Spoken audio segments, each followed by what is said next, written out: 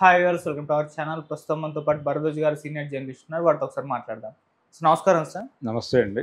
Sir, Tillu square లాంటి మూవీస్తో మంచి successful హీరోగా కెరీర్ని సాగిస్తున్నాడు సిద్ధు జొన్నలగడ్డ. అటు బేబీతో మంచి ఫేమ్ తెచ్చుకున్నారు వైష్ణవ్ చైతన్య. సో వీళ్ళ కాంబినేషన్లో బొమ్మరిల్లు భాస్కర్ గారు సినిమా అనౌన్స్ చేసి జాక్ అనే ఒక మూవీతో రావడం మనం చూస్తున్నాం. మరి వాళ్ళ ప్రేక్షకుల ముందుకు వచ్చింది. మరి హ్యాట్రిక్ హిట్ సిద్ధు జొన్నలగడ్డ కొట్టారా లేదా? ఈ మూవీ పైన మీ రివ్యూ ఏంటి సార్? అంటే జాక్ అనే జాక్ సినిమా యావరేజ్గా వెళ్ళిపోయే సినిమాగా మిగులుతుంది అనేది నా అంచనా.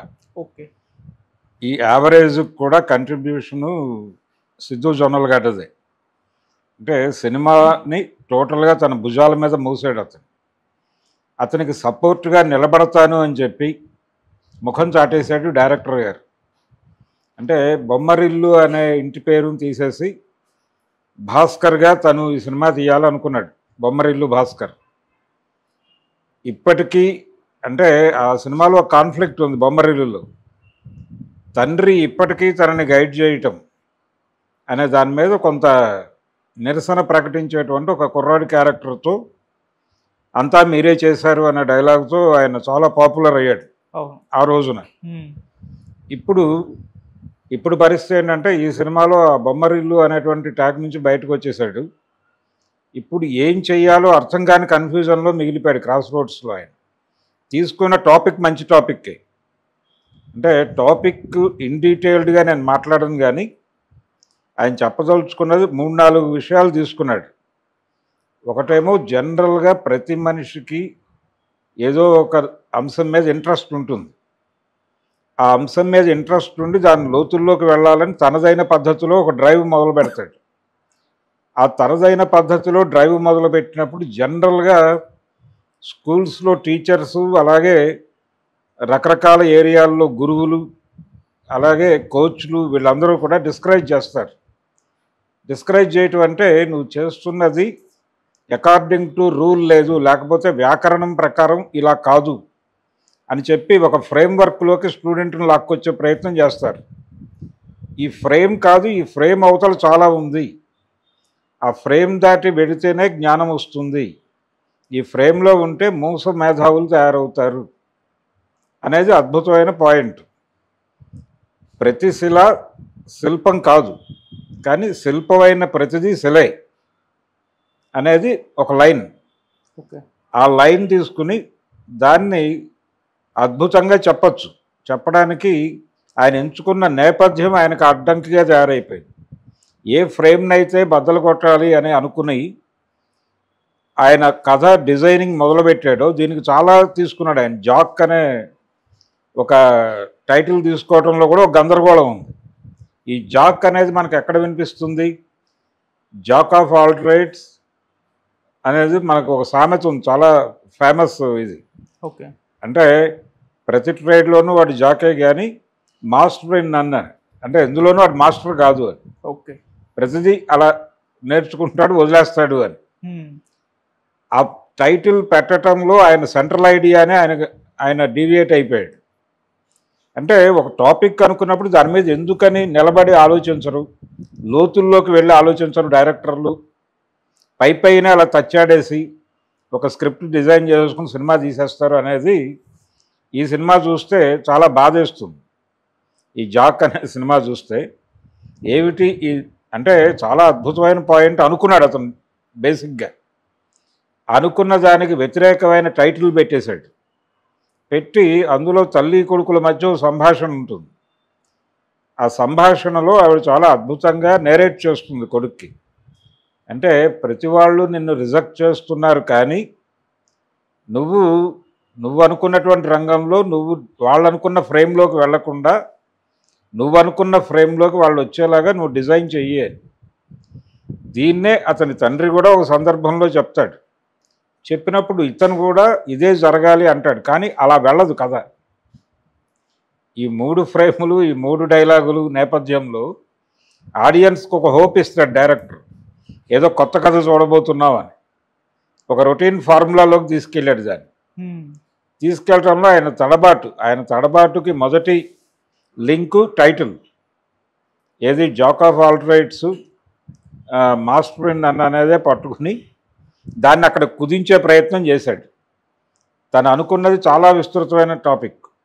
నిజానికి ఈయన అంటే ఒక రకంగా పాకిస్తానీ ఉగ్రవాదాన్ని నేపథ్యంగా ఎంచుకోవడంలోనే తప్పు చేశాడు. ఎప్పుడైతే అటువైపు అడుగు పడిందో కథ రొటీన్ అయిపోయింది. ఈయన నేరేషన్లోనేమో తడబాట్లు ఉన్నాయి, ఆ క్యారెక్టరైజేషన్ ఏమో ప్రాపర్గా కుదరలేదు. ఏది ఈ గందరగోళం వల్ల నిజానికి చాలా పవర్ఫుల్ సినిమా అయి ఉండేది అది. ఆయన అనుకున్న పద్ధతిలో కనుక సినిమా తీసుంటే దానికి ఈ బ్యాక్గ్రౌండ్ కనుక తీసుకోకుండా జనరల్ ఫ్యామిలీలో జరిగేటువంటి ఘర్షణలు, అలాగే హీరోయిన్ క్యారెక్టర్ కూడా, ఆ క్యారెక్టర్లో ఉండేటువంటి ఒక డ్యూయాలిటీని చాలా బాగా చూపించాడు. దాన్ని అదే పద్ధతిలో తీసుంటే, అంటే బొమ్మరిల్లు ఆ సమయంలో ఆ పాయింట్ మీద వాళ్ళు చాలా రూటెడ్గా డిస్కషన్స్ జరిపి ఒక డిజైన్ చేశారు. దాని ఫలితం ఇప్పటికీ చూస్తున్నారు వాళ్ళు. ఆ ఇంటి పేరు తొలగించుకునేటప్పుడు నువ్వు అంతకు మించినటువంటి ఒక ఇది రావాలి నీకు. అది లేదు ఈ సినిమాలో, అది మిస్ అయింది. అంటే కథ ఓపెనింగ్ చేసినప్పుడు ఏదో చాలా గొప్ప అంశం, మనం ఈ సినిమాలో చర్చ జరగబోతోంది, మనం చూడబోతున్నాం అని ప్రిపేర్ అయి కూర్చుంటాడు ఆడియన్. తీరా సినిమా నడుస్తుంటే ఎక్కడికో తీసుకెళ్ళిపోతున్నాడు ఇతను, మనకు తెలిసిన ఏరియాలోకే, మనకు తెలిసిన సందుల్లోనే తిప్పే ప్రయత్నం చేస్తున్నాడు అని అర్థమైపోతుంది. ఎందుకు ఇలా అంటే చాలా సందర్భాల్లో చాలా సినిమాల్లో చాలామంది డైరెక్టర్లు ఒక అద్భుతమైన పాయింట్ అనుకుంటారు, అనుకుని దాని మీద రూటెడ్గా డిస్కషన్స్ జరగకుండా దాన్ని రకరకాల, తను కన్ఫ్యూజ్ అయ్యాడు ప్రధానంగా. తను అనుకున్న ప్రధానమైన పాయింట్ ఏమిటి, అది చివరిలో కూడా ఆ డైలాగ్ చాలా బాగా ఫిట్ చేశాడు సినిమాలో. ప్రతి శిలా శిల్పం కాదు, అలాగని శిల్పం కావాలంటే శిల కావాల్సిందే అనేది. అదే పాయింట్కి రిస్ట్రిక్ట్ అయిపోయి దాన్ని మానవ జీవితంలో ఎలా ఉంటుంది అన్న వరకే పరిమితం అయ్యి సినిమా తీసుంటే ఒక అద్భుతమైన సినిమా అయ్యేది అది. దాన్ని ఎంటర్టైనింగ్గా నడపడానికి అతని దగ్గర అద్భుతమైనటువంటి నటుడు ఉన్నాడు, సిద్ధు జొన్నలగడ్డ. తన పెర్ఫార్మెన్స్కి స్కోప్ దొరికేది ఆ ఏరియాలో కథ నడుపుంటే. అంటే ప్రపంచం అంతా ఇలా వెళ్ళిపోతుంది, దీన్ని గైడ్ చేయాలని తను అనుకోవటం, ఆ కన్ఫ్యూజన్ మధ్య కథ నడుస్తూ ఫైనల్గా ఇతను చెప్పదలుచుకున్న విషయం ఏమిటో చెప్పి తన మార్గంలోకి ప్రపంచాన్ని నడిపించే దిశగా ఇది ఒక మెథడ్ ఉంది, ఈ మెథడ్ వైపు ఆలోచించండి అని ఒక హింట్ ఇచ్చి సినిమా వదిలిపెట్టి ఉంటే అది డెఫినెట్గా ఒక ప్రయోగాత్మక సినిమాగా మిగిలి ఉండేది. అలా కాకపోవడానికి డైరెక్టరు భాస్కర్ గారే లోపం. బహుశా ఆయన్ని ఏమైనా ఫార్ములాలో ఉండాలి అని ఇంకెవరి వైపు నుంచి అయినా ప్రెజర్స్ వచ్చాయో మనకు తెలియదు, కానీ థియేటర్లో కూర్చున్న ప్రేక్షకుడికి మాత్రం ఒక రకమైన నిరుత్సాహం కలిగింది. అలాగే ఆ హీరో పాత్రకు ఒక అద్భుతమైన చిలీలో పుట్టిన ఒక స్పానిష్ కవి పేరు పెట్టారు, ఫ్లవా నెరూడా. నెరూడా అంటే తెలుగు ఆడియన్స్కి బాగా తెలిసిన పేరే. చాలామంది కవులు ఆయన అనువదించారు, తెలుగులోకి అనువదించారు. మహాకవి శ్రీశ్రీ గారి దగ్గర నుంచి చాలామంది అనువాదాలు చేసి మనకు అందించారు. బేసికల్గా ఆయన సముద్రాన్ని ఇన్స్పిరేషన్గా తీసుకుని కథ చెప్తాడు. ఆ ఇన్స్పిరేషన్తో ఎక్కడో మేధోమథనంలో నుంచి పుట్టిందే ఇది కూడా. ఈ పేరు పెట్టడంలో కూడా చాలా తెలివి ప్రదర్శించాడు డైరెక్టర్. అంటే సముద్రం పడిలేచే కడలి తరంగం అంటారు. అంటే ఒక పడిపోవటము ఉంటుంది, లేవటము ఉంటుంది, రెండు కూడా మనిషి జీవితంలో రెండూ నడుస్తాయి. ఇది గొప్పది, అది తప్పు అనుకోవడం కాదు. ఈ పడటం వెనకాల కొన్ని రీజన్స్ ఉంటాయి, లేవటం వెనకాల రీజన్స్ ఉంటాయి. ఆ గతి తర్కాన్ని తెలుసుకోవటమే జీవితం అన్న పద్ధతిలో చాలా కవిత్వం వచ్చింది. అందుకని ఆ సముద్ర నేపథ్యంలో ఎక్కువ కవిత్వం రాసినవాడు ఆయన. సముద్రాన్ని ఒక సిద్ధాంతంగా మార్చి మాట్లాడినవాడు. ఆయన పేరు ఈ పాత్రకి పెట్టాడు, హీరో క్యారెక్టర్కి. పెట్టడంలో కూడా చాలా జ్ఞాన ప్రదర్శన జరిగింది, కానీ అది అక్కడ వరకే పరిమితం. అది ఎందుకు పెట్టాడు అనేది జస్టిఫికేషన్ లేదు, మళ్ళీ అది ప్రేక్షకులు వాళ్ళు ఆలోచించుకోవాలి.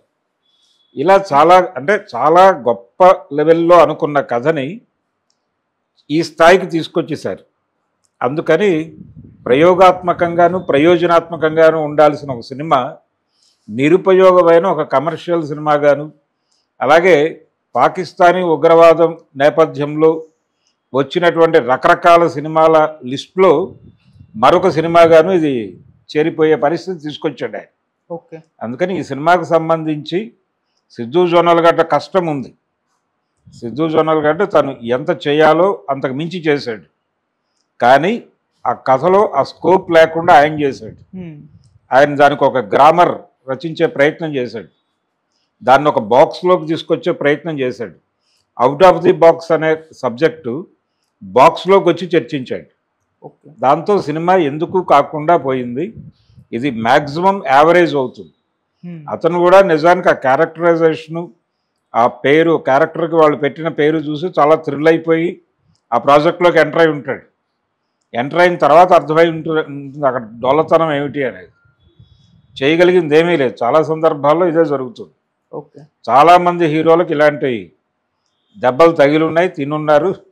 అందులో ఈసారి అంటే అతని కెరియర్ ఎర్లీ డేస్లోనే ఇలాంటి ఒక ప్రాజెక్ట్లో గోత్రూ అవటం అనేది ఒక ఎక్స్పీరియన్స్ అతను. ఓకే. అలా ఈరోజు రిలీజ్ అయినటువంటి జాక్ అనే సినిమా నిజంగానే భాస్కర్ గారు జాక్ అయిపోయాడు ఈ సినిమాకి. ఓకే. సార్, ఈమె పర్ఫార్మెన్స్ వైష్ణవి చైతన్య బాగుందంటే రోల్ కీ రోల్ ఉందా ఆమె? ఆవిడ రోల్ కూడా రిస్ట్రిక్టెడ్ అయ్యి దానికి కూడా ఒక పరిధి పెట్టేశాడు. నిజానికి ఆ పరిధి అక్కర్లేదు ఆ క్యారెక్టర్ కూడా. దాన్ని అంటే తను ఎప్పుడైతే ఈ పాకిస్తానీ టెర్రరిజము ఆ దిశగా వెళ్ళాడో ఇతను కథ చెప్పాల్సిన టైం అంతా అది తినేసింది. దాంతో ఇక్కడ స్పేస్ తగ్గిపోయింది. ఆ తగ్గిపోవడంతో ఏం చేయాలో అర్థం కాలేదు, ఏ క్యారెక్టరు ప్రాపర్గా ఎలివేట్ కాలేదు. దాంతో ఆవిడ కూడా చాలా ఊహించింది వచ్చింది ప్రాజెక్ట్లోకి. ఆ ఊహగానే మిగిలిపోయింది పాపం. ఓకే.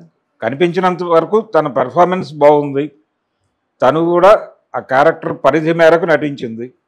కానీ ఆ క్యారెక్టర్లో ఉండాల్సినటువంటి అంటే ఆ క్యారెక్టర్ ద్వారా చాలా చెప్పచ్చు, ఒక డ్రైవ్ జరిపి ఉండొచ్చు. అంటే ఆ హీరో హీరోయిన్ క్యారెక్టర్ల మధ్య ఒక ప్రాపర్ లింక్ ఎస్టాబ్లిష్ కాలేదు సినిమాలో. ఎస్టాబ్లిష్ కాకపోవడం